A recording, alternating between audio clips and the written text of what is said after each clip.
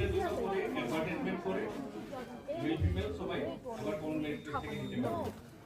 ঠিক আছে? হ্যাঁ ঠিক আছে।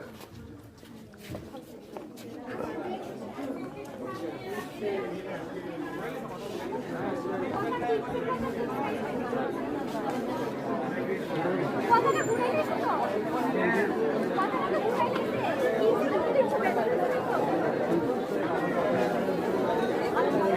কথাটা ঘুরে গেছে আমি বলছি একবার 2024-25 শিক্ষাবর্ষে জিএনএম কোর্সে general nursing and midwifery nursing কোর্সটার মধ্যে মোট সিট আছে 90টা। 50টা হচ্ছে মেল ক্যান্ডিডেটদের জন্য বরাদ্দ, 40টা সিট ফিমেল ক্যান্ডিডেটদের জন্য বরাদ্দ।